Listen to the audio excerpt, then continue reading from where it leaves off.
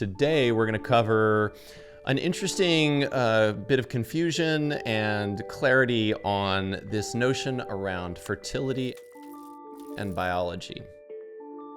So today what I want to do is highlight the importance of how we actually manage those two important forces in our cultivation practice and in our deployment schedule.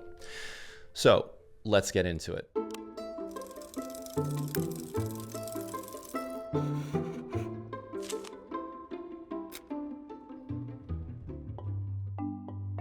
What I have in front of me is our deployment schedule that we just put together for an upcoming run. And what I'm going to cover here is just the first 5 deployments, just to give you guys an indication of what it is that we think about when we're trying to balance biology and fertility. So let me illustrate this point with a very simple metaphor that I think everybody can understand. So with a car engine, we understand that you've got the engine, and then you have the fuel that goes into that engine. And then you have a lubricant like oil that ultimately makes sure that that engine is running smoothly. In our metaphor here, the engine is the biology, all the microbial activity in the soil. The fertility, of course, is the fuel that goes in that engine to make it run. And then the oil, the lubricant for that engine that allows that engine to run smoothly, in our example here, is just pure water. So those 3 vectors, the fertility, the biology, and just pure water, are the elements that we're constantly trying to balance and throttle and work with in our deployment schedule and in our cadences in our cultivation practice here. So how do we think about balancing these 3 forces, and how do we ultimately work with these to bring them together in a really balanced way? So I'm going to illustrate the point through this 9-week flower cycle, which is Q1, Q2, and Q3, the 3 blocks of that flower cycle. Weeks 1, 2, and 3 would be Q1, 4, 5, and 6 would be Q2, and weeks 7, 8, and 9 are Q3. In a 9-week flower cycle, every single time, without fail, when that room gets loaded in, we will inoculate that room with an initial compost tea.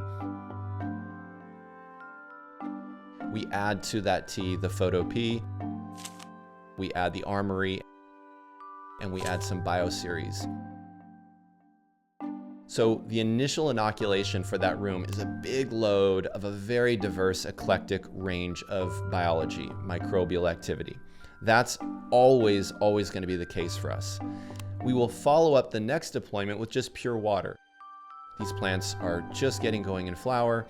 All of the subdress of the controlled release fertilizer, all the fertility in that soil, and then the biology that we've just added is plenty for these plants to get their launch on and to get that started.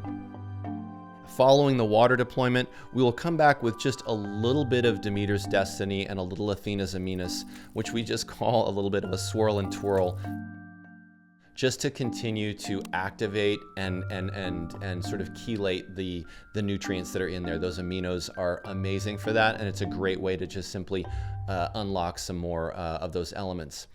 We're then going to follow that little bit of swirl and twirl with more pure water. And so as we are looking at the room and it's just coming online for that Q1, we're balancing the biology that we've just inoculated with some water, with just a little bit of that input to unlock. And then following that, we'll actually bring in a more pronounced bit of fertility.